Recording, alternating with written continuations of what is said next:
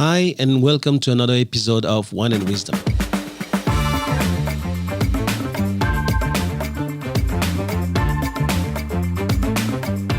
I'm Thomas Hoang, and you're listening to the TL podcast, where knowledge is shared and no one takes themselves too seriously.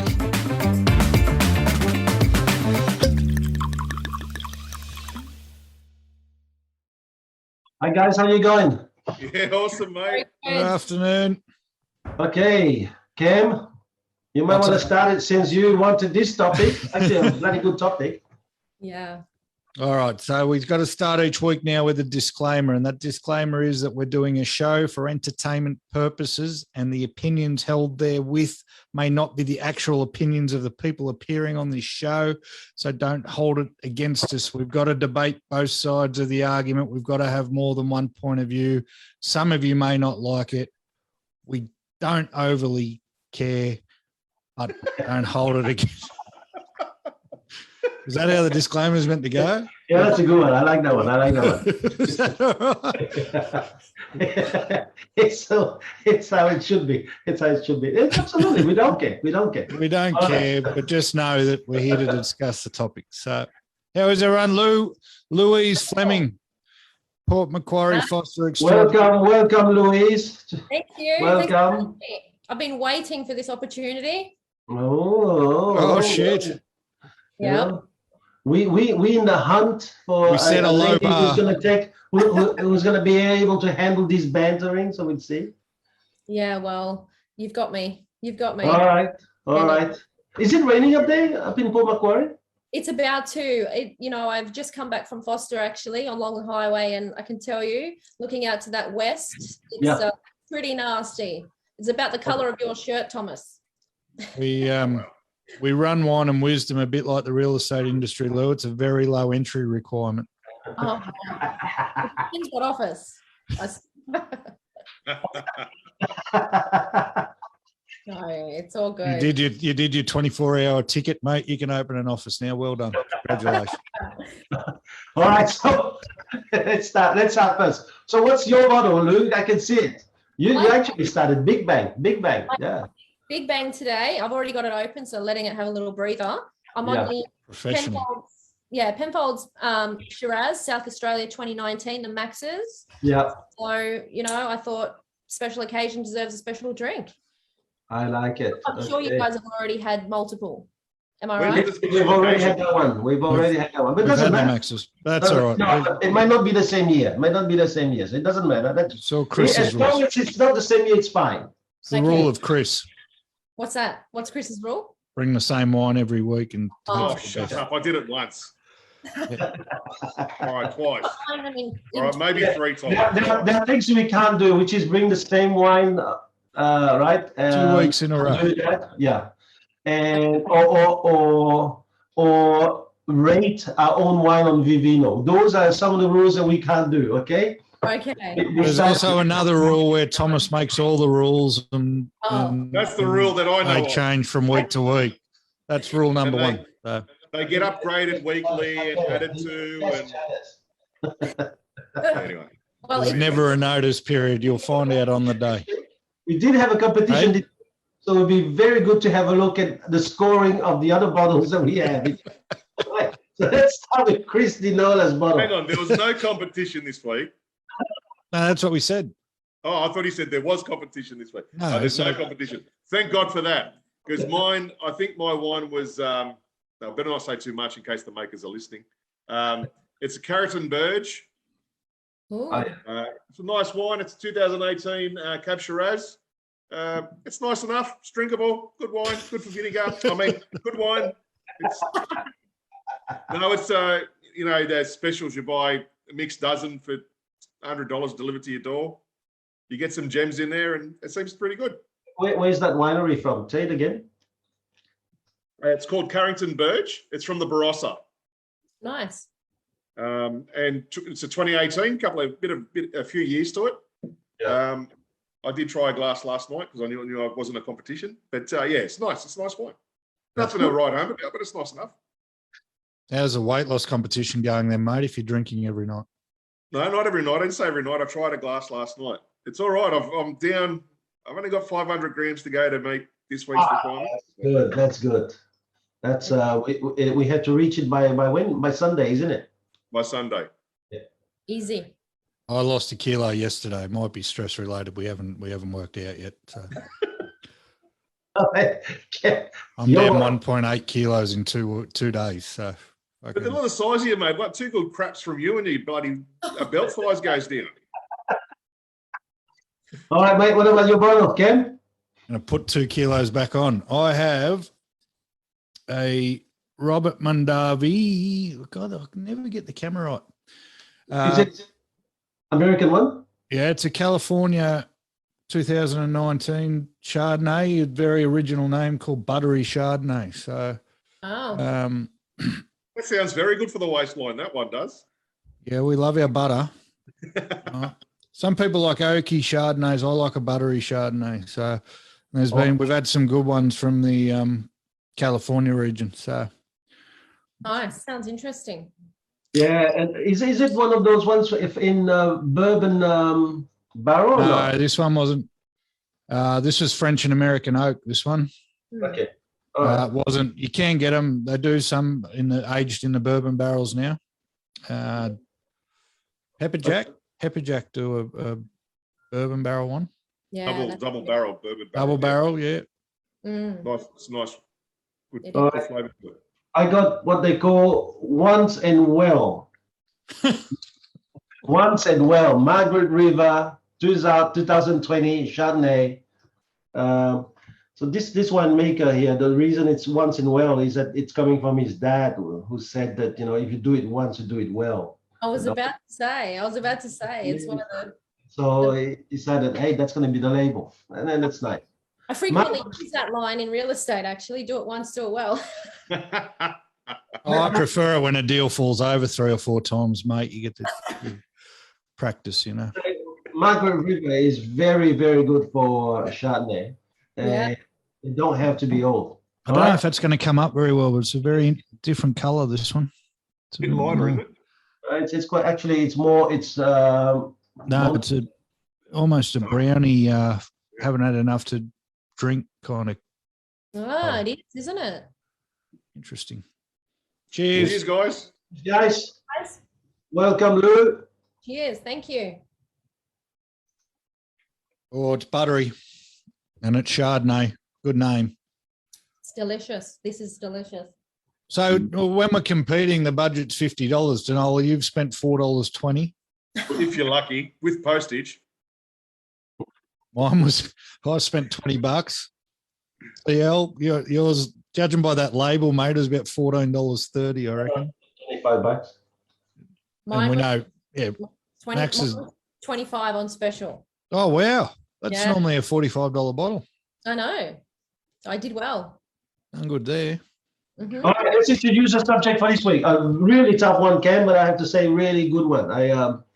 Last week we spoke about it at the end. I thought, oh no, what am I going to talk about it? But it turned out to be a very good subject. I learned a lot of stuff in that. Good topic. You want to start it, mate? Yeah, well, and I'm hoping a couple of people who recommended we talk about it are watching so they can have an input. Marie and Wendy, voluntary euthanasia, which much like UTL, even though I was suggesting it as a topic, I'm not across a lot of it, and two, I didn't know how much of an opinion we could have or how much there was behind it, but there's quite a bit. Yeah. There's quite a bit of for and against. I guess before we start taking different sides and trying to investigate all angles, just very, very quickly ring around the room, for or against, Danola? For. Lou? For it. Thomas? For. And I'm for. So thanks everybody for tuning in. And don't worry, Thomas usually stuffs up the first recording, so we'll run this again in 5 minutes. Actually, it's not strange, because if you really look around for the moment, it's between 80 to 90% support, right? It is, and yet it isn't across the country. It isn't legislated, which is I think the reason and the timing came up because the time it was recommended to me was about the time we got a new premier. Our new premier, New South Wales is the only state that hasn't legislated for it yet. Yep. And the new premier is dead against it because of his religious beliefs. However, to his credit, he's going to allow a conscience vote amongst the politicians, which is a good thing. But I think it had a few people worried when he came in that he wouldn't go there when the rest of the country, apart from ACT and Northern Territory, where the Commonwealth has blocked it. Yeah, assisted dying, I've been dying to talk about it, but it's illegal in New South Wales, so I couldn't. Yeah. What's your sort of concept of assisted dying? Is it because there's a few different varieties, right? It sounds strange saying varieties, but there's a few different methods or names that they call it. There's assisted, voluntary, involuntary, and then medically something or other. There was 4 different types I saw. I think we're physician assisted dying, isn't it? That's it, physician assisted. Yeah. I think the general term voluntary euthanasia means the right to kill yourself if you see fit. Yeah. So if we put it all into that barrel to start with, should people have the right, medically, for medical reasons or otherwise, to say goodbye? Look, myself, I've seen people suffer over long periods of time and slowly get worse.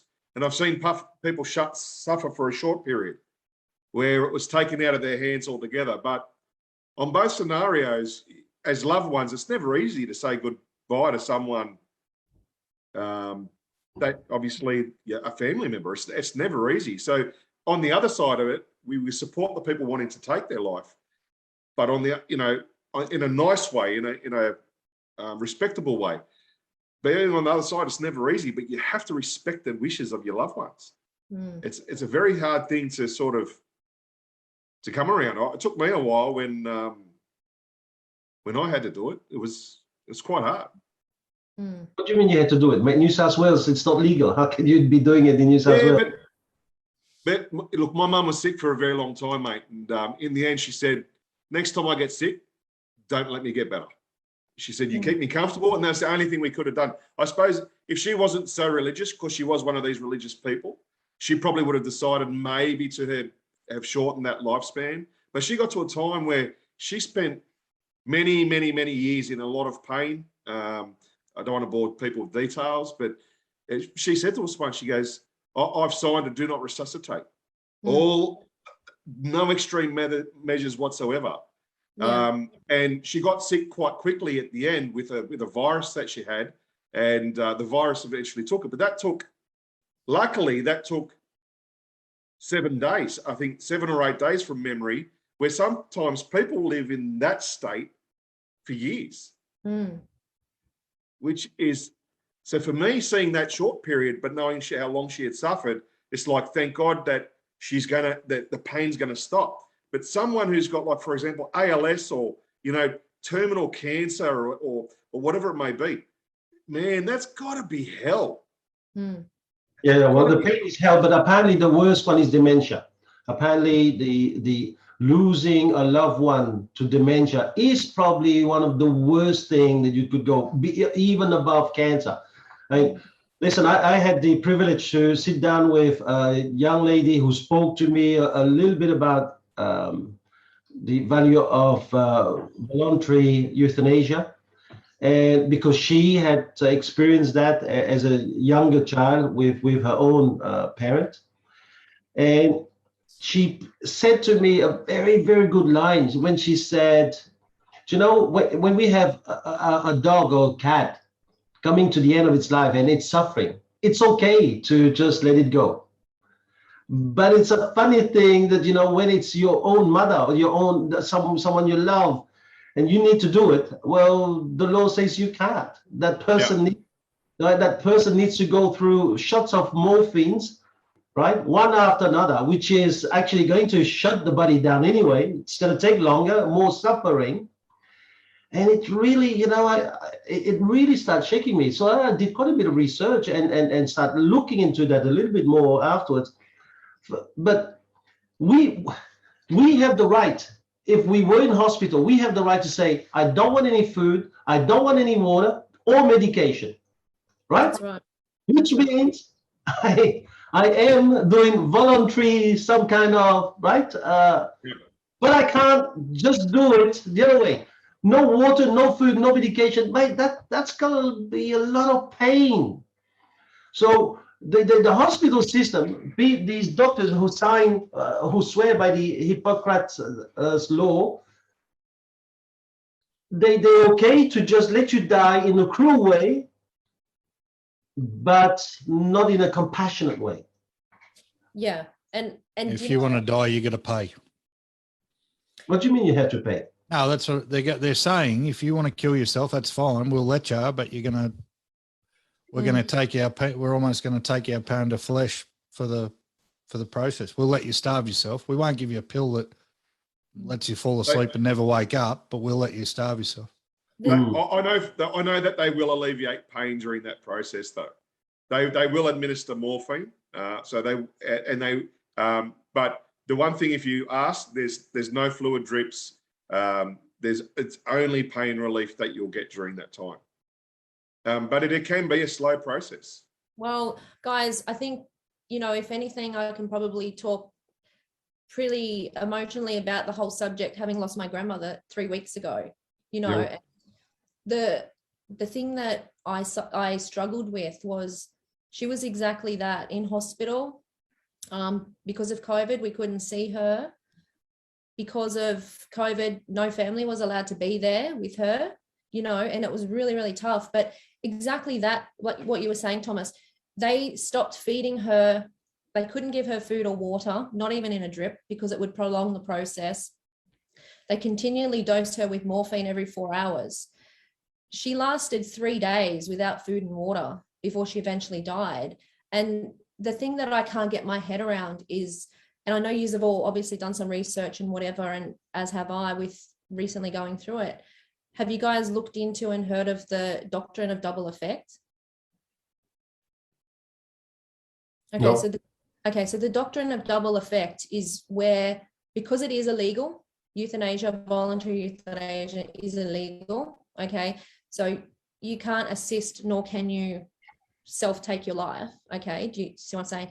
But the doctrine of double effect is where morally a physician, doctor, can do something morally good, even though they know that the eventual outcome is bad, as long as their intention was in the right place. So in other words, they gave her the morphine, knowing full well it would kill her, as long as morally their intent wasn't to kill her, but it was to stop the suffering. I cannot see how that is anything but euthanasia. Like how? But that's the law in which they can do this without it falling under euthanasia.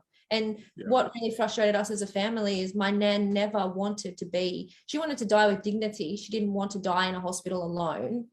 She was always fanatical about her hair and how she looked and whatever else. So in her dying days, she looked terrible, and it was so hard because all we wanted to do was to bring her home, knowing that she wasn't going to pull through, but we weren't allowed.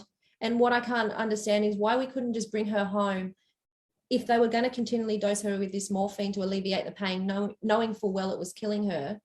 Why couldn't we have just brought her home and had somebody come to the home and do that, and she could have died with us? It's just so hard. But in my mind, it's illegal, but that process, the doctrine of double effect, is specifically designed to allow euthanasia in hospital without calling it euthanasia. Well, it's euthanized, but not voluntary. So the key word in what we're talking about is voluntary. You can have it forced upon you, as you're describing there, Lou, but you can't choose to do it yourself. But you can kill, but you cannot leave peace. Yeah, well, you can. Well, you can't choose. You can't choose the way you want to. You don't get a say in how you die. But the other thing is, Cam, nor can we have physician-assisted death either. But in a sense, providing morphine every 4 hours to alleviate pain is knowing full well the end result is death. It's the same thing. So you can't have one or the other, but that was the only choice. Yeah. No, it's really tough. It's a hard dementia. Thomas mentioned dementia. We had a family member of ours that died recently who suffered it for years and years. And I didn't get to see it, but unfortunately my wife did. His rare lucid moments, the only things that would come out were "let me die." Yeah, wow. And, you know, he had a turn, he'd had it for years, but when he was 89 years old, they had to give him a pacemaker. They had to prolong his life. And they had said, you know, if he got crooked 3 months later when he was 90, we wouldn't have had to give him the pacemaker and prolong his life, you know. And not only, you know, did they have to prolong his life, but then he couldn't get an extra pillow if he wanted a pillow because the quota for the hospital was 1 pillow per person. And he, you know, every time you checked on him, he was lying in bed with sores and blisters because they hadn't cleaned him or picked him up and Yeah.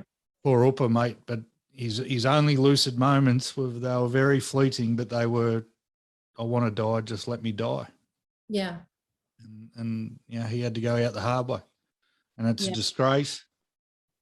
And It is. Who makes that decision? Who makes that decision? Let's say it was legal, and whether it was your nan or my parents or Crystal's granddad, was it Crystal's granddad? Yeah, it was. Who makes that decision? And then what happens if your power of attorney or guardian of the person, if the rest of the family disagree? You know, I mean, it's not an easy sort of decision to make. It's not an easy, no, but the framework's not even there for that discussion to be had. That's exactly And we're talking, we used a couple of examples of the elderly, and the elderly cop enough bad treatment in this country, let alone not being able to leave the planet peacefully. But, you know, we can cover all this stuff, but then you get into what ages, you know, if a 15-year-old gets diagnosed terminally ill, should they still have the same right as a 90-year-old to end it there and then if they want to? Who does make those decisions? And it's a messy topic, and it's probably hard to simplify it down to everyone should have the right to choose, but that's sort of where we sit. So how do you then break that down into a way that works? Yeah, it's interesting because, you know, there is, as Cam said, there is no framework and there is no real answer to that. I know in our experience, the doctors called Pop and said, you know, if things turn bad, would you like us to resuscitate her? Which the answer was no, because she was clearly suffering. But there was no question as to it was just had to be that way. There was no other answer. You know, it just had to be prolonged. Whereas if euthanasia was legal, I know as well as the rest of my family that Nan wouldn't have wanted to prolong that any longer than it, you know, if we knew on that day. And I haven't seen it myself, but my cousin said, who's got the death certificate, you know, that it talks about a cause of death, but it talks about a period of death in which the process began and ended. And it says 4 weeks, you know, so 4 weeks to me is just like no. Too long. So how then, so I'm stuck on dementia for a second, but it doesn't become voluntary euthanasia if someone who is not right of mind. That's right. Right. How does that decision then even get made? Because then you run into the problem of,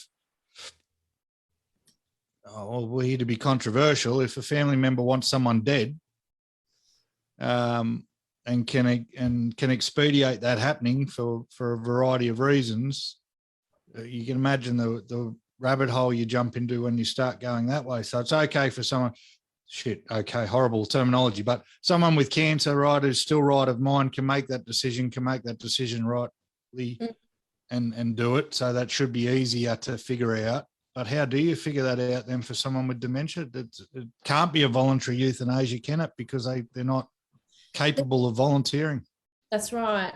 But I think what it comes down to with us and what we were strongly putting across was Nan had said that her whole life, you know, I want to die with dignity. I don't want to go, you know, in these kind of ways or whatever.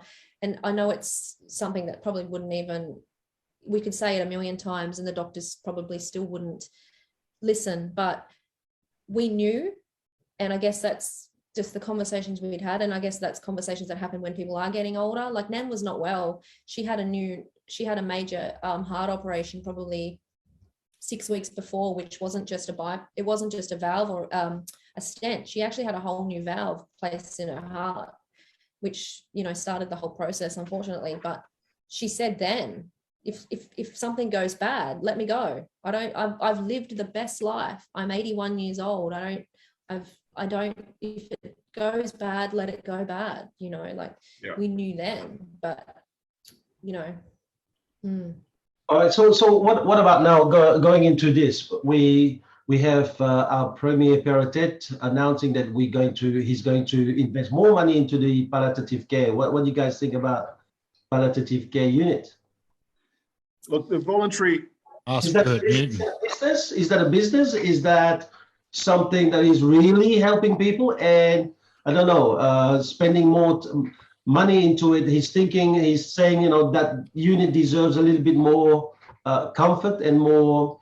He wants the people going through the process to have more comfort. Well, that's what I need to know. Then, did you look into the figures, Thomas? How much does a dying person make the government? I don't know. It depends. Is it one shot or is it 4 weeks that we are keeping them alive? I don't know why I didn't come up with this earlier in the week, but we've just been through a period where the whole reason we all had to get this needle stuck in our arm was because the cost of hospitalisation for people who were getting a cough, right? But now he's pumping more money into keeping more people alive who want to die or should die. So which one is it? Is it expensive to keep someone alive, or is it a money-making exercise? And are they just using it to suit their own agendas, or is there a benefit to it? I don't. If 90% of the population is saying that they're in favour of voluntary euthanasia, then it's not a community-driven thing that we pump millions of dollars into palliative care, which is keeping someone alive that there's a 9 out of 10 chance doesn't want to be alive. And the other thing is, sorry, Chris, I was just thinking, I was reading something up about the statistics of when people get to palliative care, and I think most of the time, don't quote me on the amount, but something like 85 or 90% of the time, the people that make it into palliative care are generally there for 6 to 7 days, you know. Very rarely does people last longer than that in palliative care.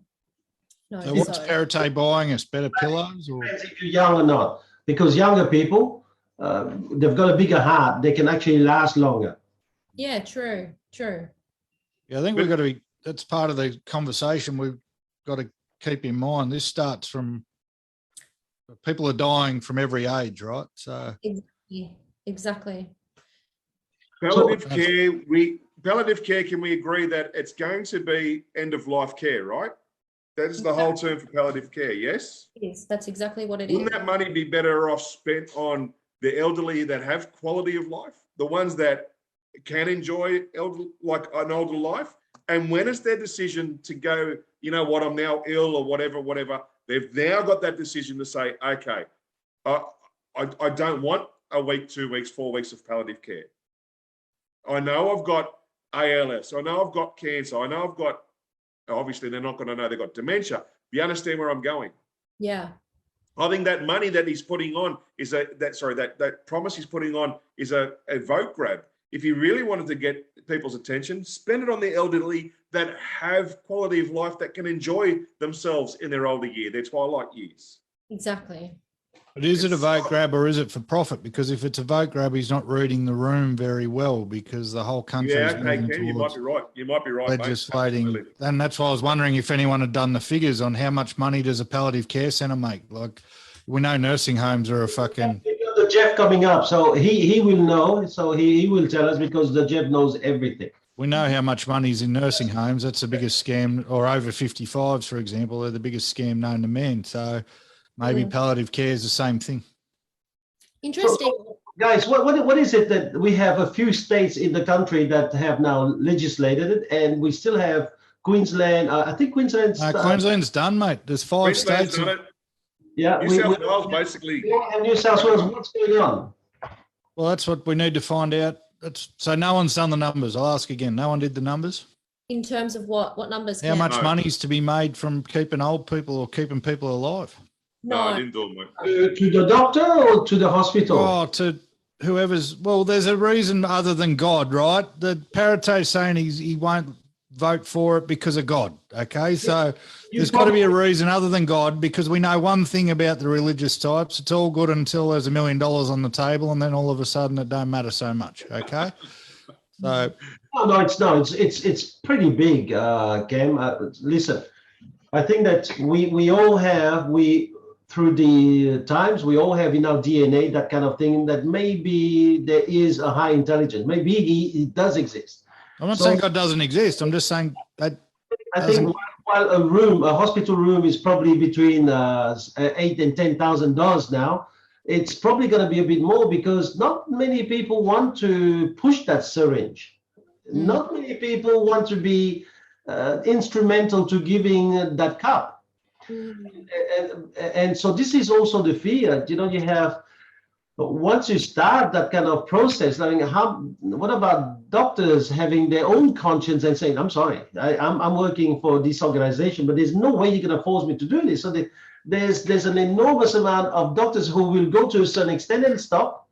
And there will be also a certain amount of personnel who would say, well, I would love to work here, but you can't put me into a unit where people are going to ask for it, because they're still scared of the day of the reckoning. And listen, if you have those kind of feelings about days of reckoning, you might want to read about the Dalai Lama, who says you will come back as a worm, maybe. And so you don't have to worry. That is how it's going to restart. Okay, but let's stay on this thing here. Is palliative care a business or not? Number one, who says a business here? Oh, it's only a massive assumption, but I'm going to say it must be a business. Otherwise, why have it? Okay. What about you, Lou? Yeah, I have to agree with Cam for the first time in my life. What about you, Chris? Ken's going to love me, because I'm going to say I'm on the fence on this one. I don't know, mate. The reason I don't know is I know if you had to make a choice, Chris, if you had to make a choice, mate, if there was no, I would say no. I would say no, because trying to keep someone alive, like artificially keeping them alive, that would be a business. But just making someone comfortable while they're dying, I don't think is. Because they can make someone comfortable for a long, long time. My parents would both be still alive on machines today if it wasn't for whatever reason. But who pays for the palliative care? The public system. Your taxes. All right. Okay. So now let's go to the next one. There's got to be a money spin. Let's imagine now that voluntary euthanasia is going to come in. What about mental illnesses? Should we allow that to be part of the range? No, that's what I was saying. That's what I was saying about dementia. It can't be voluntary if you're not in control of your decisions. But what if you are in control? If you're long-term depressed or self-harm, or and I just discovered this the other day. The other word for voluntary euthanasia is suicide, and that's usually where that ends up, isn't it? Some of them don't want to do that. I saw a gentleman the other day. I was just doing a bit of research, and he suffered from a mental condition that racks his body with pain, and there's no physical sign of it, but his brain sends out this signal, and it's a mental illness. He suffered from depression. He suffered from a few other ailments, but this one sent absolute agonizing pain through his body, and he couldn't euthanize himself. He was from Canada. So he ended up committing suicide. That's what I mean. He could. That's what I'm saying. There's a voluntary He had no euthanasia. other choice. He wanted to die with his family around, but he couldn't. Can I throw a curveball here? Love to. With the information that I've been researching myself with regards to the physician-assisted dying. So do you guys understand how that works in a nutshell? Yep. So for example, in America, if you are, and which is illegal, if you want to have a physician assist your death, basically what they do is they write you a script of potent drugs. You go home and you take it in your time on your day when you feel it's right. So here's what's happening with over there is the cases of physician assisted death has skyrocketed. But what's actually happened is when the person who's asked for the physician to assist them in it, once they have that script in their hand, the power of knowing that they have the ability now to make the choice when they want, changes things. And 80 or 90%, whatever it was, actually don't fill the script. So you tell me, mental illness, I know people are suffering terribly. And, you know, obviously there's a whole range of, be it quadriplegia or cancer, dementia, whatever, but it's what changes in people's minds when they have that control, knowing that they've got this. They have a choice, Yeah. you know, and That might be the smartest point ever made on Wine and Wisdom. I think so. You're gone. You're gone. You won't be back. No, but when I read this and I thought to myself, We can't have this, boys. We can't have this. What have we done? bought the girl. No, but seriously, it actually lit something up in my mind where I thought, wow, isn't that just the thing that how can I say it? Like how dramatic the change can be when people know that they have that choice in their hands. Freedom of choice. Freedom of choice, exactly. Freedom of choice. And, you know, when she said this physician said that majority of the scripts never get filled. It's just the people knowing that they've got that choice. They can do it, yeah. If they want to still, when they want to, they can, you know, and I don't know, it changes things dramatically. And that just blew my mind. And I just thought, you know, how, in some sense, how good would that be here as well? TL, you never answered the business question first before you go on there. No, for me, I think it's a business. I think that at the beginning, it started as a mean to really give people comfort. I get that. But like everything like that human beings do, it always starts from a very kind-hearted desire to bring comfort to somebody else. Now, But can there be... It's become a business. Now, the fact that, let's take Queensland, the fact that a premier who wouldn't let people 2 months ago go and help be with their family while they were dying, the fact that they're now going to allow it, is voluntary euthanasia a business? No, because they didn't die with consent. I think, you know, So she's saying now you can kill yourself, but still none of your family can cross the border to say goodbye. Is that what you?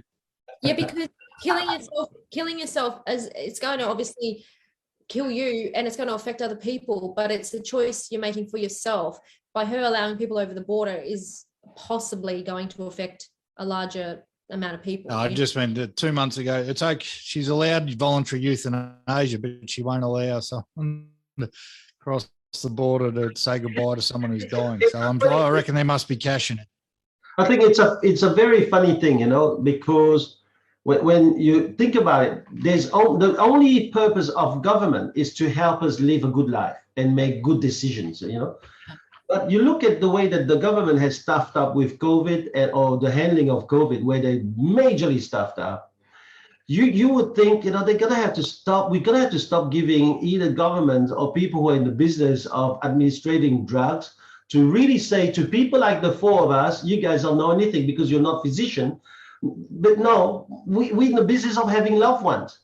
And we know what our loved ones go through when they're really degrading. And we know, I mean, not all loved ones want to do this. I respect there will be loved ones who, because of religions, because of their beliefs, would want to say, I will go when God is willing to take me. I've got no problem, and I respect that. And I think that it is the issue of really respecting people's beliefs. And if And I think that this debate about all of this legislation, it's, this is about voluntary. It's not about compulsory. Whether it is there, it doesn't make you, Chris, having to go through the same process. Exactly. And this is why in Belgium, they've gone a bit even further. Belgium and Netherlands being the first two countries and the only two countries who actually allow not only mental illness to be part of that euthanasia process, but also they allow young children to be part of it, But they have a huge process. For example, if you wanted to go through euthanasia as because of mental illness, you have to go through a battery of doctors. I think at least 10 of them, 3 of which have to agree, and out of the 3, 1 of which has to be a psychiatrist. So if you're lucky enough, you have a dumb psychiatrist and 2 doctors who are willing to be having their pocket full of your money, you'll be fine. So hopefully you don't end up with Jordan Peterson, because the form he'd get you to fill out would be long, long, and wouldn't make a lot of sense, bro. Wouldn't make a lot of sense. I thought of Jordan's answer because as I was going through it, I thought, what would Peterson say about? I'd let people kill himself, but the form you'd have to fill out would be. Jordan Peterson is very simple. He believes that we need to really think things through, because a lot of the time people also make decisions about these kind of subjects and they don't think through the process. And I think that Jordan Peterson is about, if you're not going to think through the process, all that you're going to do is to actually create new problems. Therefore, you're only transposing issues that are here now into new issues. And in the meantime, you're costing enormous amount of money and energy, but really not fixing anything. Because here's something, the question I really would like to ask before we get the Jeff on, because he knows this subject. So what about we now giving let's imagine I have someone who's got dementia and is going to go through this. He signed a paper saying that, this is what I want if it happens to me. And one of the biggest form of abuse for the moment is elderly abuse. We don't know about it. We think it's about women. It's about elderly, right? The elderly are being taken advantage by family members, people who've got mortgages and need the money now and would try and do anything, right? So, and the biggest abuse is always financial. So how do we stop that? How do we stop that the moment that we have this legalized, that we don't have people doing it because committing suicide, you don't get the insurance company to pay for it. But if you euthanize, then you do, because it's legal now, right? So how do we stop all of these things? And I'm not really so sick, but I've got family wanting my inheritance. Therefore, 3 or 4 of them are going to say, no, he's really sick. Yeah, that's what I said that earlier. It's a massive, how do you, especially with mental illness patients, how do you stop that from happening? I don't know. In the Australian legislation that they call it the VAD, voluntary assisted death, there's a criteria that you have to meet. Yeah. And one of those, it's being conscious of the decision that you're making and not coerced. So the decision's not coerced. And it's actually a strict interview they go through and so forth. One of the other ones is your illness must be incurable and long term. Doctors have to sign off on it, so forth and so forth. Victoria, man. What you're talking about is Victorian obligation. That's the VAD. That's the legislation in Australia with the VAD, voluntary assisted death. So there's quite a strict process they have to go through to get to that point to be able to be issued the medication. Yeah, and they have to have made it known for a long period prior to as well. Like they said that somebody can't just decide today that that's what they want and have that happen next week. It's a long period. Pretty easy to fake a signed bit of paper saying kill me if I get sick. All right, I think what'll happen, because we are not a podcast that is about just like being politically correct into something a little bit incorrect. So do you think that maybe there's too many Christians in New South Wales and then therefore they're trying to control the rest of the population because they believe that life is sanctified and and very important to preserve. Therefore, do you think that the voice of a few is really like controlling the rest of the state? I think it's controlling the Liberal Party, and the Liberal Party's run the state for a long, long time. That's the Liberal Party's world famous for being, well, it's getting less famous for being super conservative, but always religion is a part of it. ScoMo's a bloody Hillsong, born again, one of those, and Perrottet by his own Perrottet. You've got me saying Perrottet. His name's Perrottet, Thomas. Perrottet. By his own admission, is not voting on religious grounds. So if religion is running politics, then yes, religion is deciding what goes on, and that's how we've run society. The Western society, especially, was built on religious rules, not on common sense rules always, or ever. It was religion's run, and I'm not saying that to be facetious to you, Chris, or anyone who. I was raised a Catholic, right? That's not the point. But society, most of society's rules were born from a religious front. So, and mate, it doesn't. It's not just our society. It's societies across the world. I said Western society is very but across the world. When the Islamic religion rules their countries with their Sharia law and so forth. So, and unfortunately, religion has gone too far. This is probably another conversation for another podcast. But absolutely, religion has dictated outcomes within our state. Absolutely, it happened when we had gay rights, gay marriages, and so forth. The right for abortion, taking your own life. There's lots of examples. It goes back to them making you starve yourself. It's almost as if you want to die, we're going to nail you to the cross and let you bleed out slowly, isn't it? We're going to do it. Absolutely, mate. Religion's gone away from where it should have been thousands of years ago, and people have made it a freaking business, and that's what it is. Religious people want to make money from religion. Simple. And those who are religious hide behind it when they need to make a serious decision. All right, let's call in the Jeff, all right? Yeah. Let's call him in. Where are you, the Jeff? He's not in yet. He's connecting his audio. Jeff is connecting to audio.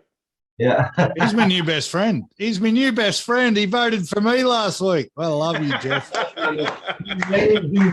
Your points. If anyone says a bad word about the Jeff this week, look out. You're answering to me. What if you say the bad word about Jeff? That's okay. I'm God. Oh. Yeah, right here, Dominic Perrottet. Yeah, right here, no worries. Well, hello, Jeff. Firstly, welcome, Louise. Hey. Thank you. Just as I was saying. It's really, and you go on, Jeff. And also she made How a you? nice comment that she's only once that ever agrees with Cam. Yeah, doesn't happen all that often, but on a few occasions we do. We've had a good old. We go good, me and Lou, after a few vinos, mate. There's not much common. So, what do you know about this week's topic, mate?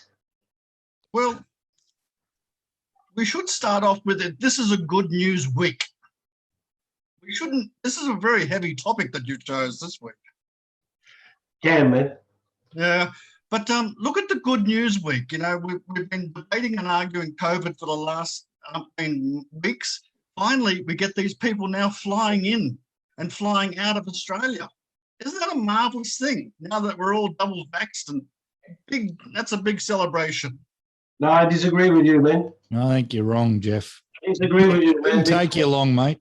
Because we have a premier who's now changing the rules, and there's guys like us who are running businesses, who have organized stuff, and then suddenly he's changed the rules on us, pushing things 2 weeks back. I think he made a hasty decision coming in. I don't know. It's a good week, Jeff, because I'm now thinking, what else is going to change in about a week? Well, no, look, we've got people coming in from the UK. We've got people coming in from all over the place. It's a marvelous opportunity for our economy to grow. I don't think it's a marvelous, mate. They've got plenty of COVID over there. Yeah, but we're all double vaxxed now, except a few. The other good news week, and you've got to admit, It was Perrottet. He's from the Hills District, Perrottet, isn't he, Jeff? He's your neighbour. It only took you 24 seconds to piss me off, mate. What are you? We all had to suffer. We all had to suffer through 5 months of inexplainable and unable to be believed rules and regulations for them all to just drop like that because he's like, oh, I saw all the shit that Gladys copped and I don't want to be a part of that. So now all of a sudden, now I feel sorry for all the people who aren't vaccinated because you thought you were free at 90%. Now it's 95%.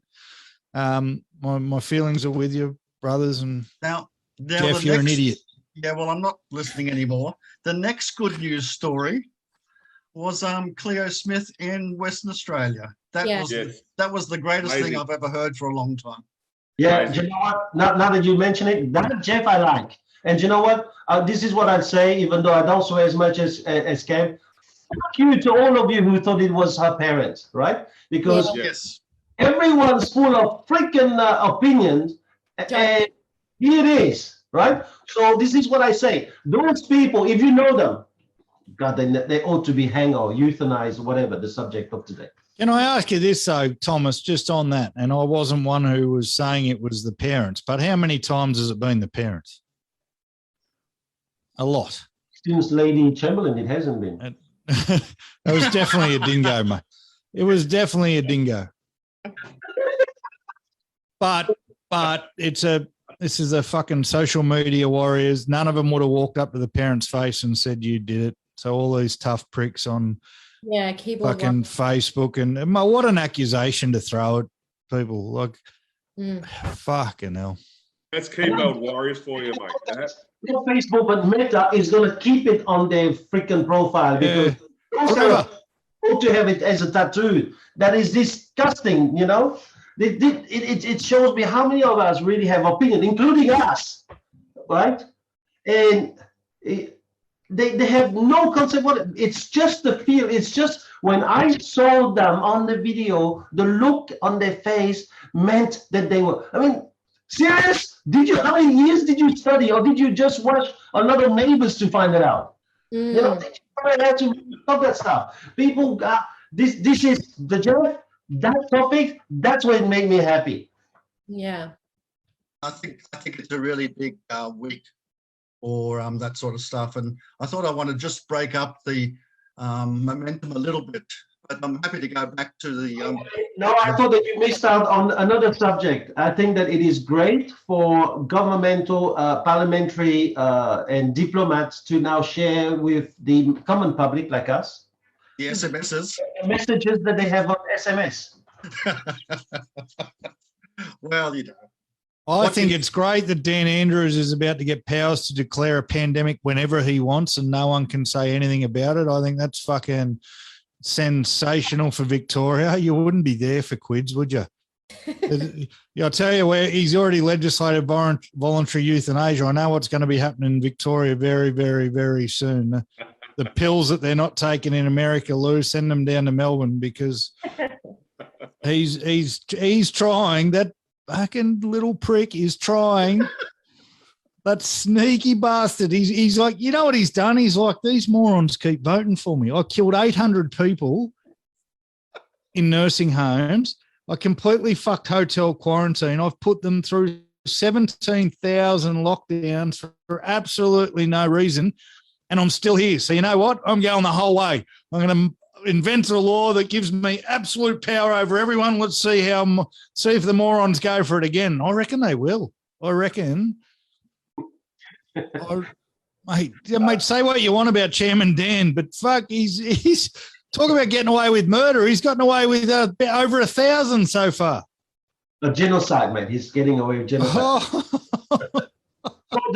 Let's go back to this topic of this week, which was serious to start with. We wanted to introduce you. What do you think about, and what do you know? Well, firstly, any medical procedure, you pay for it, whether it's free and the government provides it, so it's Medicare rebated, or you pay for it by going to a hospital. So it is a business. It's clearly a business, palliative care. But Chris is wrong. Yeah. Right. Go. The thing is that, I know while you guys were talking about it. I did do a little bit of looking on Google. There's 84,000 patients requiring palliative care in Australia. So this is a huge need that we have here in Australia. Going to the legislation, there's 2 countries in Europe that have agreed to it, Netherlands and Belgium. And the second thing is that there's only, I think, 2 states in the United States of America that have agreed to it and have actually legislated it. And, we're still, half the states here have legislated it to be introduced in 2022, 2023. And we still haven't got New South Wales, ACT or Northern Territory. They haven't introduced ACT and Northern Territory are territories. Just going to point that out. 5 out of 6 states have voted for, Jeff. Okay, Mr. Commonwealth himself. Well, the American thing I can write off straight away because they believe that bloody religion was written on tablets that a bloke found under a tree. They're all Mormons over there, mate. So they're never going to vote for it over there. From Pennsylvania, maybe. But look, I think there's a greater need for palliative care, and I think it's nice to have a debate and a discussion about voluntary assisted dying. But fundamentally, we need to be actually injecting more money into palliative care. So you've just agreed that palliative care is a business, all right? And now you're saying it needs. And now you're saying it needs more money. So what you're actually saying is we need more capitalisation over dying people. Yes.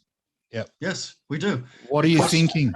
We've got 84,000 people in 1 year that require palliative care. Only because they're not allowed to kill themselves. Yeah, but a lot of people, even though they're terminally ill, do not want to kill themselves. How do you know, mate? They want to live. People. Okay. So here's a question, Jeff. Then why don't we just have those 170 million into helping them have a good life? Like, why is it we are depriving the elderly from really good amount of money? Why is it that every freaking government that is about to approach election time always punishing the elderly, not giving the pensioner what they need, like breaking rules and forcing all the people who actually should be enjoying the limelight in the later years of their life, now having to change their plans, look at new ways because the government now is making new rules about taxing whatever they get, reducing what they get on a weekly basis. Why don't we inject it in that? Because they are alive. Isn't it the right time for them to enjoy that money? Yeah. Okay, let's think that there's one bucket of money and you divide it up 3 different ways. We actually have voluntary assisted dying, we have palliative care, and we have general aged care, okay? You should not take money from one of those buckets and put it into the other bucket. We need to expand that bucket. It's as simple as that. Why wouldn't we put it into aged care, mate? We need more money put into aged care. We need to make their life much more effective, much more better for them. We need to actually focus on palliative care and really focusing Why, attention mate? to detail. Yeah. Why? 84,000 people require it. And Who are Louise, dying? Wouldn't that number reduce if we looked after the elderly better when they're Why aren't we old? focused? Why aren't we helping the living? And if 80 to 90% of people who end up in palliative care spend less than a week there, they're obviously that unwell that Yes. if we The gave song, them a Jeff, choice, the song's called "In the Living Years." It's not called "In the Dying 2 Weeks." if we gave All right. voluntary euthanasia at that point, whether they're competent or not, we gave the, if it's a known thing that is their desire on their deathbed. Say it loud. Yeah. Say But, it loud. but put it in perspective. Say put it in it perspective. clear. The Why- money Imagine is of not what being people sent. would end up there. Money is not being put across to voluntary assisted dying at the moment. Okay. So what we should, that's simply a discussion item. What does amongst bureaucrats, social media, and so forth. Let them have the discussion, but at no time should we take money away from palliative care. At no time should we decide that the aged care should be actually restricted from monetary reasons as well. all right, Jeff, answer this for me then, mate. I need to understand, because at the moment you're making as much sense as Christinola. Low blow. What will $170 million do to help people who are dying? I don't know what the government's doing with their funds. Exactly, mate. No. No, You're okay. making a statement saying, give them money. You've agreed it's a business. One nurse will handle the needle, and then the other nurse will just do the injection, mate. Yeah, We look, can there's have more medication, more people, more They're hospital dying. beds, more time. Jeff, Look, this I is think when it what comes I down to think palliative care, really when maybe it comes just to- the elderly. Should we invest more in the times when you're enjoying the rest of your life, or right at that point of time when you should say goodbye, because the money we're going to inject in is going to just prolong your goodbye by 1 week. Let me go back to Louise's comment then. It's available in a few states in the US, and she goes and gets the prescription made up, and half of them don't want to do it, or a percentage of them don't want to do it. So a lot of people, even though they're given the option, they don't want to do it. Yeah, that doesn't answer any of your the questions, mate. We're saying, why should we spend 170 million on palliative care instead of people who are still trying to live a good life? We're not saying we're building a new stadium. We're building a new stadium. We're building new roads and transport. We need to actually develop our infrastructure. We need to actually develop our systems.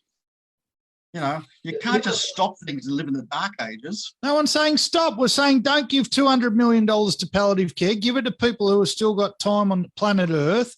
Exactly. And how do you actually say who's got time? Which people we're going to give it to? Well, then they shouldn't be in palliative care, mate. Here's the other thing. I had a conversation with somebody not so long ago, and they were talking about being elderly, pension age, unwell, not dying. Thomas, was it Thomas?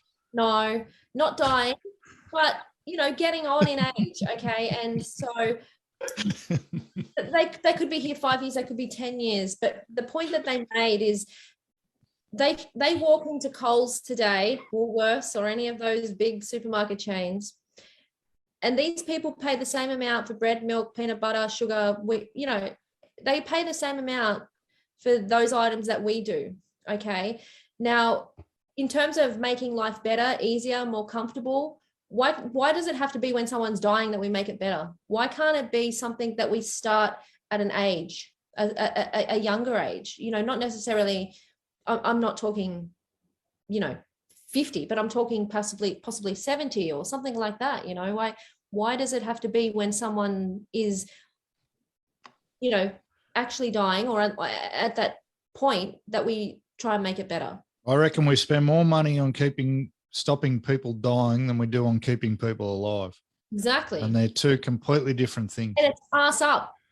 It should be the other way around. Two completely different things. Everyone goes, well, keeping people alive is keeping people alive. No. We all die. The minute you're born, you're gonna die.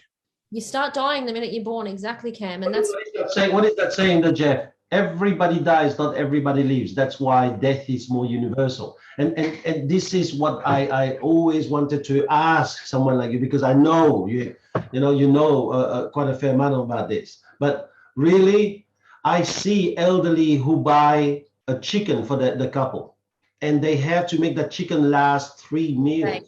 Yeah. I think in many ways it's imposed euthanasia on them. I think it's when let me predict what they're gonna get, and quite often, these people every election they sit there and they're thinking, this is my prediction for the next election. The elderly will have $2 increase to their pension, but that's a scratchy.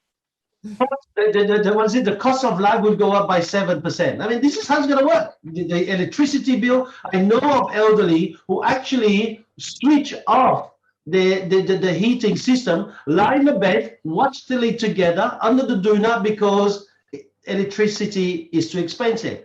I think that is disgusting. It is. What about we work in real estate, right? How many times have you walked into an appointment and said, "Oh, they've said I can't get that much money for my house, otherwise I'll lose all my benefits." Yeah, exactly.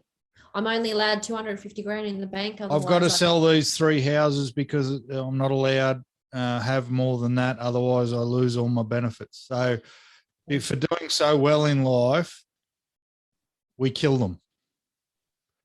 Yeah. But let's throw 200 million after we've decided to kill them, because that's what we do. We decide to kill them by taking or making it so fucking hard for them to live on their wealth.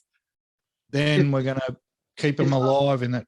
So rather than supporting them with electricity bills and heating and a little bit of food vouchers, you want to give them all a pill. No, I don't want to give them all a pill. You're talking about pumping more money into palliative care. We're saying people should have the right to choose whether they die or not. I agree with right to choose whether they go to palliative care or not. What's actually going to happen. And what happens to the 84,000 people that have chosen, because of their terminally ill, incurable disease, pain, unable to be controlled at home, unable to look after themselves? Are we going to say, sorry? How does $170 million help them? And I would like to know, out of the 84,000 of them who actually want to go to palliative care. Well, that's what the statistics were from the Australian government website. What does $170 million do for them, Jeff? Well, again, it's about providing resources. Because that's over $2 million per. Oh no, hang on. I was going to give you very, very wrong there. I've had too much wine. I'll back that up. Back that truck up. That's way too much money per person. 20,000, I think it is. But what does that do for them?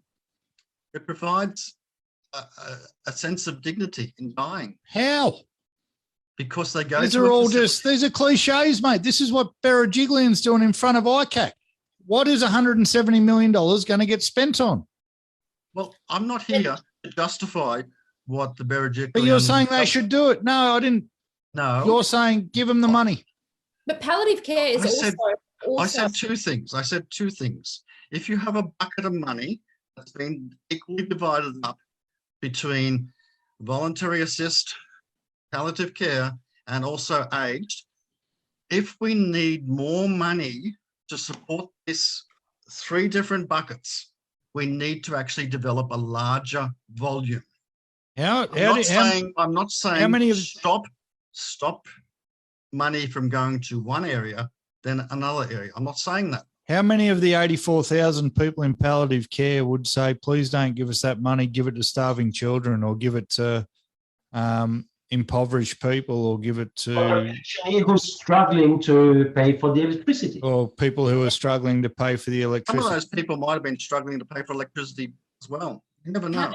How many of the 1,000 are actually competent to even make that decision? That's the other thing.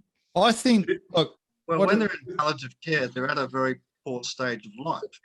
Exactly. But there's hospitals won't turn them away at that point, Jeff. Hospitals won't turn them away at that point. If they're in pain and need care, hospitals will not turn them away. And if they do it, the family request, and then they go home and they usually get medication and daily visits to make sure they're comfortable. Am I not right in saying that? Yeah, but that's a daily visit. You think a daily visit by a nurse is going to really facilitate the end of life care for a person that's very unwell? But it's either that or stay in the hospital and die. I mean, that's usually a choice by the family. We're talking about 80-odd thousand people in palliative care, and I just looked at it. We've got over 3 million people over the age of 70 in Australia. Yeah. Over 3 million people. I mean, so I think when you're on palliative care, I know I've experienced it twice, the hospital never turns you away. They actually are very empathetic to your plight and want to help with that solution. Both of my experiences were when they were much older. I would hate to be in the position, and I can't speak from experience, if someone was dying from a terminal disease and a lot younger. That may be different. I don't know. But I'm sure that doctors are issuing pain pain relief and management and so forth through that system. Would they not be? Absolutely, yeah. Absolutely, yeah. Listen, I'll tell you, there was Tony Abbott, who was the ex-prime minister of Australia, said this in one of his interviews. I can't see it becoming laws, but I know that many doctors are doing it when he talks about euthanasia, right? And so, and what he's saying is that we don't need, what he's trying to say is we don't need really to talk about laws, because actually behind the curtains, many doctors It's are happening anyway. Yeah. This is exactly what I was talking about. This is the doctrine of double effect. This is exactly that. It was my point to when you said before, Thomas, that doctors wouldn't want to do it. I think for every doctor that wouldn't want to do it, there'd be a doctor who would want to do it.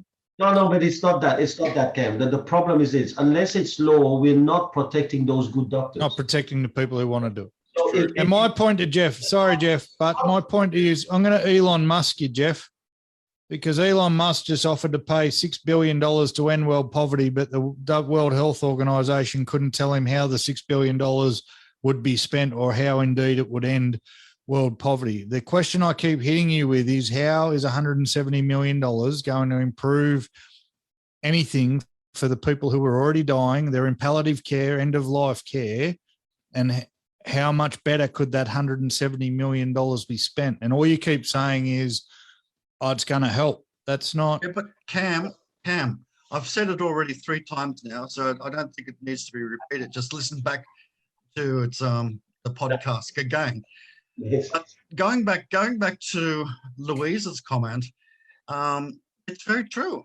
What they do is that they know this person has a terminal illness.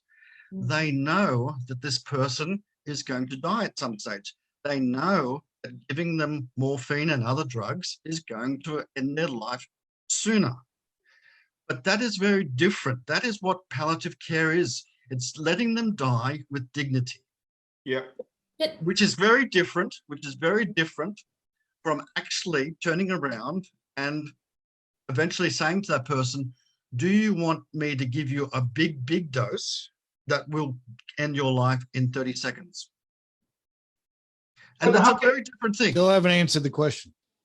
But how can it be with dignity when those people can sometimes go through up to a week of pain, Longer. screaming, and not only pain and screaming, their family members are there and seeing a total destruction of their loved one? How could you say that it is good? How could you say that putting more money to now that we're putting 170 million, do you know what? Palliative care now is going to ensure that the way that you die is not going to be in 7 days, but it's going to be in 7 weeks. Really? Is that going to improve my lifestyle, or are they talking about now? Yeah, it's going to improve the shareholdings. 7 weeks is much better for the share price, surely. So I'm not so sure, Jeff, but I'm saying this. Here's the question.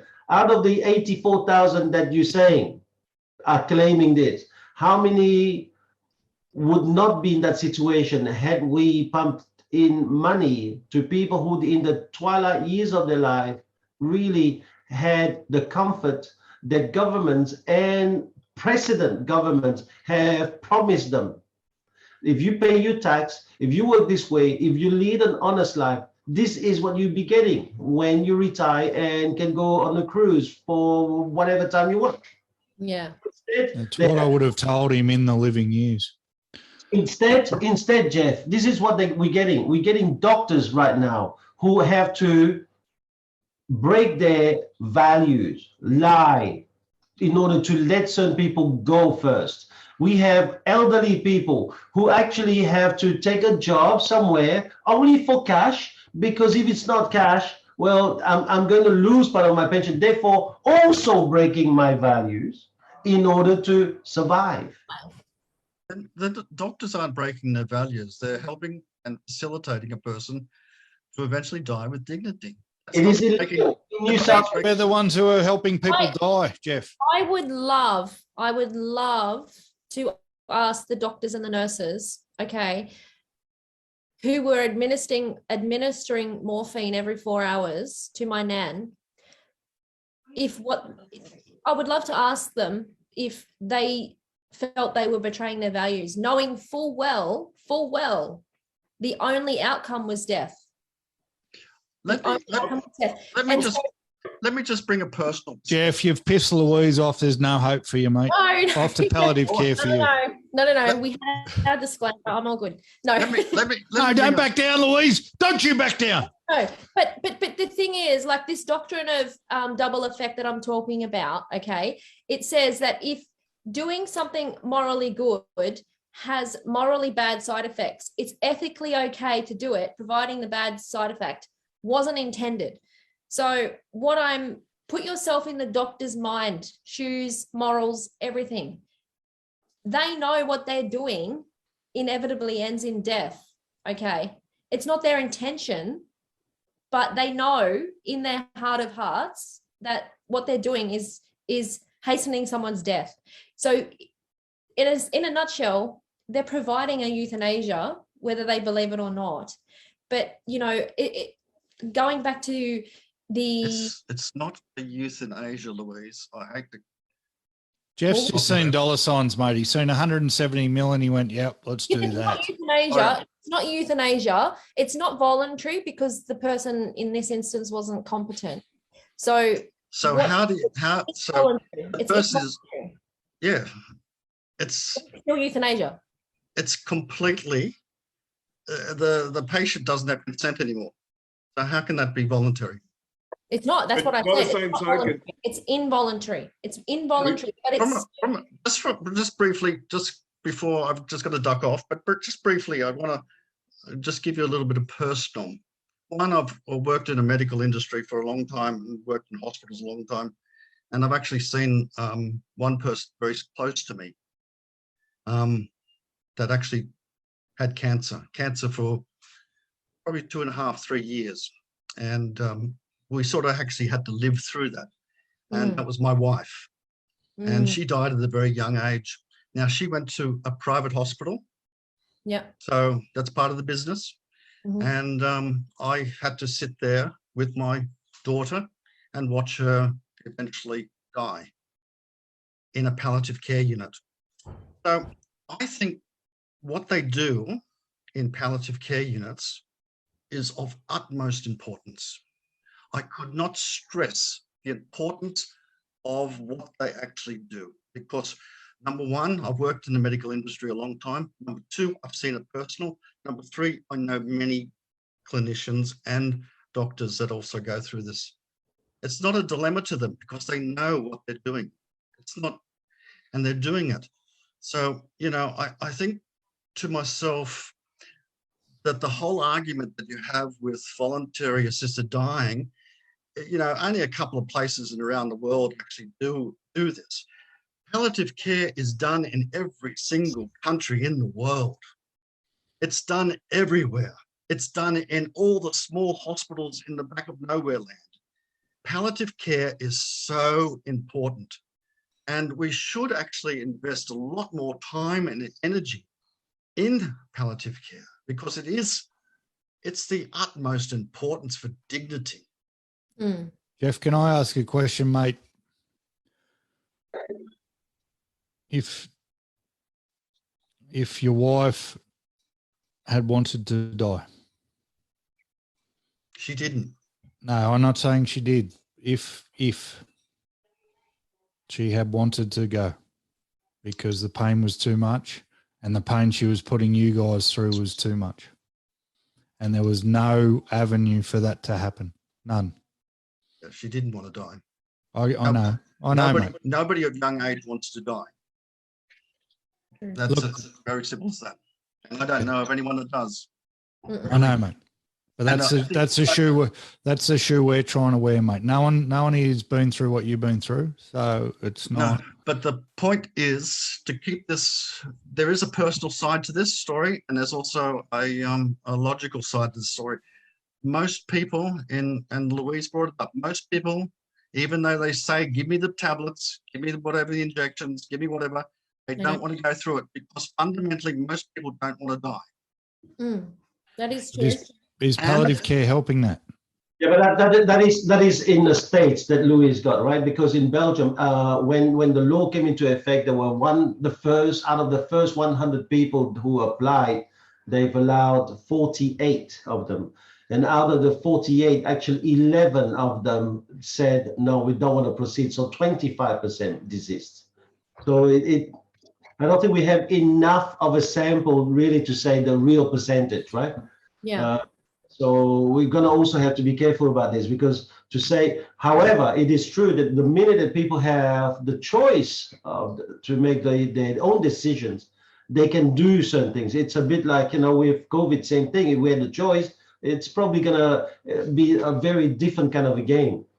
At this point here, Jeff, I'm not talking about reducing palliative care. I think that palliative care, it's got its place, and palliative care has got its real thing. But I do believe that maybe the Premier is riding a wave of what just happened in Queensland. Also, what just happened with the death of Dr. Rodney Smith, who's been a very, very prominent figure as a doctor, going around and assisting over 200 people with assisting their own death. And I think that he's trying to me, I'm not saying that, this is how the world is thinking it, but to me, there is a bigger need for the moment when I see the elderly being in great health and yet cannot fully live. Maybe there's a greater need to inject that. That's all. I cannot disagree with that, Thomas, because I agree with that. Like I said, the bucket needs to be a bigger bucket. Yeah. I'm going further, Jeff. I'm saying maybe the 170 million should go there. Well, it really. Well, it's a small thing. Thanks for your time today, mate. You take care. Thanks, Jeff. All the best. Cheers, And mate. All right. keep him honest, Louise. I will. I have done for a long time now. No.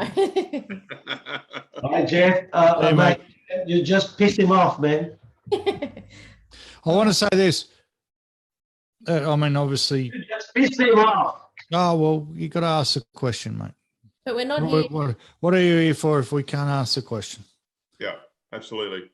That's So not- we're all, and I want to go back to Louise's point about the people not doing it once they had the choice, right? So we're all reading Think and Grow Rich at the moment. We all just read a chapter on fears, and one of the 6 great fears in everyone's life is fear of death. So I believe, much like the US experiment, given the choice, there would be a lot of people who would choose not to end their life because the fear of death doesn't have a time limit. The fear of death doesn't have an age bracket on it. I think anecdotally, you'd think that the older you get, the more okay you become with the fact that you're going to die. But I think here too, you would see that there would be people who, as hard as they are voting for this law to be passed and as hard as they think it should be a part of society, which we all agree it should, you should have the choice. There is going to be a large portion of those people who don't do it because the fear of death, as described by Napoleon Hill, is so great in all of us that when it comes time to push the button, the thumb gets a bit quivery and do you actually push the button? So, Are they scared of dying, or are they scared of not being with their family anymore? I don't know, mate. I'm not Napoleon Hill. Yeah. And I'm asking, I'm posing the question because there are those that are not pushing the button, wanting to be with the family, just aren't at a point where they've had enough pain. Well, the fear of death, the fear of death is a fear of death, fear of leaving your loved ones, fear of the pain you're going to cause your loved ones, fear of all those things that don't tend to come into it when people commit suicide, right? When people commit suicide, none of those questions really get asked because it's an extremely it's an extremely selfish act, and they don't consider the effect it's having on other people, and it's a short-term fix to a long. I disagree with you, man. If If I can't have access to voluntary assisted death, maybe suicide is my only option. Yeah. Yeah, at those points, I'm talking about, I've had a bad day, I'm going to jump off a bridge. That's what I'm talking about. Yeah. But It doesn't really happen, but I'm just saying a lot of people who committed suicide are people who actually are in despair with the current condition, be it that it is. So how much of the suicide rate is people who don't have any other option because legally they can't? Right. So They haven't asked them. So no, that's what I mean. That's what you're talking about. So how many people? Because we got 14-year-olds killing themselves, right? Because someone picked on them on Facebook. yeah, That's happening. Yeah. that's absolutely, and we know that the incidence of young teenagers, girls, have actually doubled in the last 10 years because of Facebook. We know that's up. So there's that suicide rate, and then how much of that suicide rate is made up of people who are terminally ill or have got a problem they can't get out of, as far as that, who have no other option because the law won't allow it. So then how accurate are the suicide figures? Yeah. But the big thing is, what I think that the debate that we're having today is really about like liberty, people's freedom. And I see I had the freedom to do whatever job I want in my life. Yes, I have the freedom, and it feels to me like euthanasia is about economics. I hear there's 84,000 people like queuing up, and I'm thinking, so if I make it legal, it's $84,000 times whatever thousands of dollars. Let's say $50,000 to get someone to that level. Like you think about it. If I was a young person wanting to die in Belgium, I have to go through 10 doctors. Go through batteries of interviews. Go through every kind of. I mean, it's not cheap. These guys are making money. These guys need to make money, and so all of these things that is happening. And what's the end? I just don't know. Anyway, I thought it was a good topic. There's plenty of things that we could really have said about. I think about this. I think that there's a lot of fear of death in this field. I have said it many times already, and I said it in the podcast on the Stoics. I have no fear of death. Death means nothing to me. Say that when you got the button in your hand, brother. I don't know. I only have a fear of growing old with no money. That's the only fear I have, because I can see it. In this society. You're fucked. You are fucked. Yeah. You are fucked. Isn't it worse than death? Oh, it's a slow, painful death. And then you're going to get to 89 and really be like, fuck, I'm about to die. And they're going to go, nah, because you're 89, we can give you a pacemaker and just fucking drag it out a little bit longer. Oh. People, they talk about, there's so many topics that come out of this. I think it's great. We can explore them all. But people laugh at me because I say I'm doing what I'm doing, so I don't have to rely on super or the pension when I'm older, right? Yeah. And they go, oh, yeah, well, that's good. You fucking, you're believing all the shit you see on social media. Have you seen what happens if you have to rely on the pension for the rest of your fucking life? You imbeciles. You are so far beyond fucked, it's not even funny. You are so far beyond fucked. And that's the sad thing. I sit in front of people and they say, if you sell my house for this much, I'm going to lose my pension. And I go, yes, but you'll have $600,000 in your pocket and you might not need the pension, but they've been that conditioned. Yeah. Right? Conditioned to rely on the government the whole way through your fucking life so they can make money. They'll only give you one pillow, but they'll still be making an earn off you. The bit that is as much suffering as the Jeff has gone through, he couldn't answer, mate. Are they going to get two pillows for $170 fucking million? Right? Or are they all going to have to suffer just as much, but someone's made an extra buck? And that's the fucking question. All right, great subject. So what would you do if at the end of your life, guys, this is where we're going to ask you the final question, and you're having dementia, what would you want? What would you want to do? I wouldn't have to ask. My kids would off me in a second. So, yeah. All right. What about you, Louise? What would you do? I would want to have the freedom of choice to make that decision.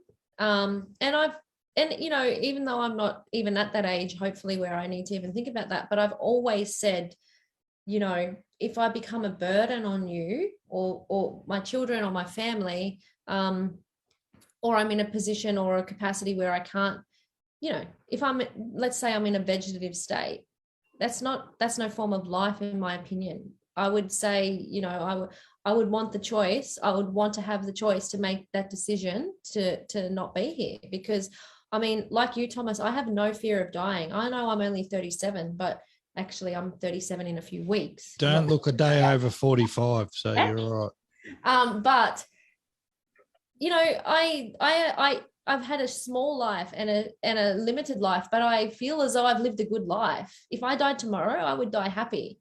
Really, honestly, in my whole truth, that I would not have a problem with it, but I don't want to. But you know, I wouldn't want to live any other way than what I'm living now. So I would like the choice. I reckon the day someone's got to change a nappy on me, shoot me in the fucking face. That's well, you know, it's like, because I'm not going to make a pretty corpse anyway. So just fucking do it. You know, this Cam, like, it's exactly like what Thomas said earlier with relation to the lady that he sat down and spoke to. How inhumane is it to see our dogs or our pets suffer when they're suffering terribly? We don't even hesitate. We don't think twice. It's totally legal. Shoot the bastard. Yeah. Yeah. If you live out where I live, that's what you do. But if you live where you live, you probably go to the vet and do it. I don't know. But, you know, I go to Hoang. but it's a choice we have that we can make for our, you know, and so I don't know, like, I just think, you know, we should have those choices for humans as well. Yeah, that's nice. Chris? Yeah, mate, I'll have my affairs in order. I've seen it done a couple of times already. I'd have my affairs in order. And when the decision can't be made for me, I would have been very, very clear in my wishes by the time I got there. Shit wine for everybody. Shit wine for everybody. Sell my estate and buy some Grange. My only problem with Thomas's plan, because he's told his kids to walk him out the back and shoot him many a time. It's for me to say, you little bastard. my only problem with your plan is that's putting it on your kids to pull the trigger, not yourself. So that's yeah. It would be my wishes set very, very clearly from the onset, mate. Dementia doesn't happen overnight. I've witnessed it firsthand, but it does happen. And when wishes are put in place, it makes the decision for your loved ones very, very easy later on. So exactly. You'd think so. No, it does, mate. No, I did, mate. It sucks that we can't. I'm going to dig a hole, but anyway, let's get the shovels out. Do you know the difference between Hang on. and a grave, Cam? Yeah, well, that's what I'm about to talk about. So, do you know the difference between a hole and a grave? What's that? How hard you dig. So stop. Yeah, I'm going to dig. I'm going to dig. You know why I'm going to dig? You know why I'm going to dig? I'm going to dig because Upa wanted his grave, mate. Upa wanted his grave, but someone else in the family decided, no, fuck Upa's wishes. He's only bought the burial plot next to his family 30 fucking years before he died, and that's all he wanted to be. But someone else in the family decided, you know what? Nah, he wants to be cremated, and that's a decision, and that's what we're going to do. So poor Upa, who couldn't remember the last few years of his life and could only get one pillow at Nepean Hospital, and got a pacemaker when he was 81. All he wanted to do was be buried next to his parents, and instead he's been cremated and then buried next to his parents. So the poor bloke is wondering, when are you going to stop killing me?